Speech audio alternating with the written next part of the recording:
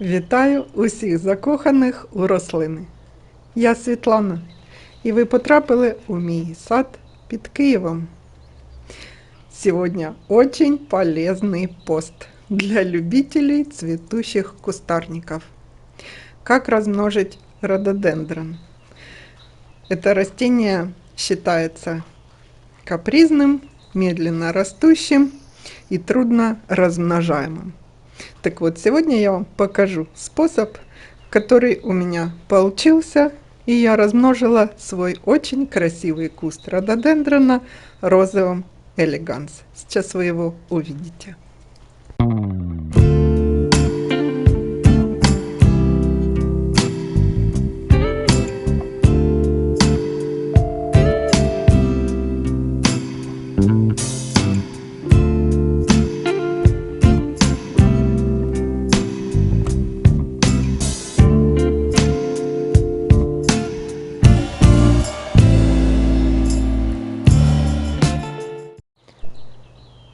Это сорт английской селекции, проверенный временем.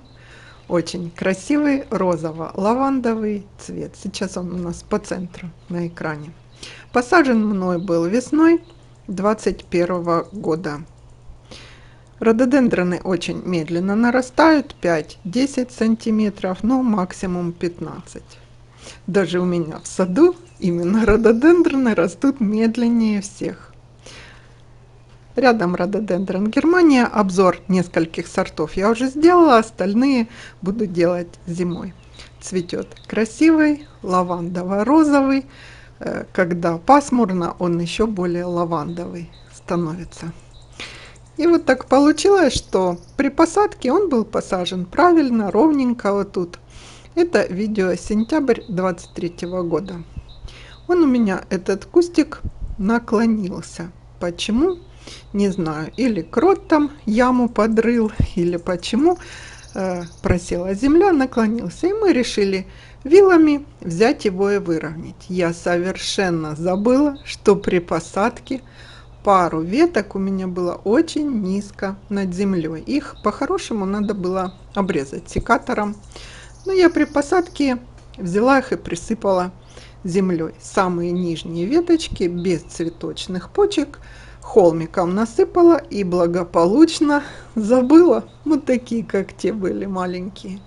И что вы думаете, когда мы выровняли куст, вот два черенка укорененные. У рододендронов, видите, мочковатые такие корни. При посадке рододендронов я вам показывала прямо целая мочалка, ком. И я их секатором от основного ствола обрезала. И у меня получилось два новых кустика.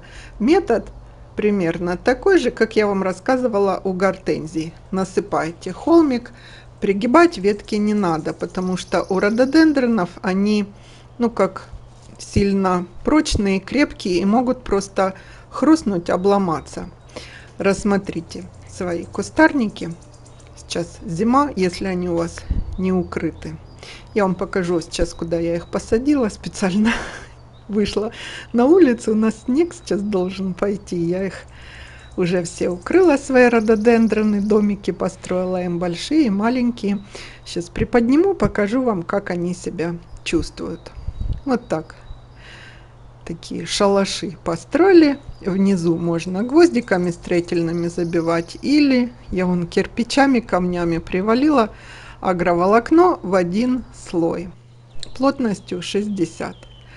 Последний раз в этом году большую магнолию укрыла, в следующем хочу эксперимент поставить, оставлю дерево, уже акклиматизировалась. Небольшие кусты на дуге поставила, а вот этот малыш укорененный. Камнем привалила ящик, чтобы ветром не унесло. Вот я ящик сняла. Так он себя чувствует. Листики опущены, потому что холодно. У нас уже -3. Будет еще ниже опускаться, конечно, в один слой агроволокно плотностью 60 и ящик, чтобы снегом его просто не разломало. Вот цветение рододендронов в мае месяце. Так что я хочу сказать. Рассмотрите свои рододендроны. кусты. Если у вас куст не сформирован, ветки все вверх направлены, а есть некоторые, которые очень низко. Вот у этого металлика рододендрон темно-фиолетовый тоже, я вижу, есть веточки такие, надо их весной присыпать. Присыпайте холмик, такой хороший, прямо большой, чтобы вся ветка была в земле. Капельный полив, и по времени долго, не так, как у гортензии. Полгода, год, и куст готов.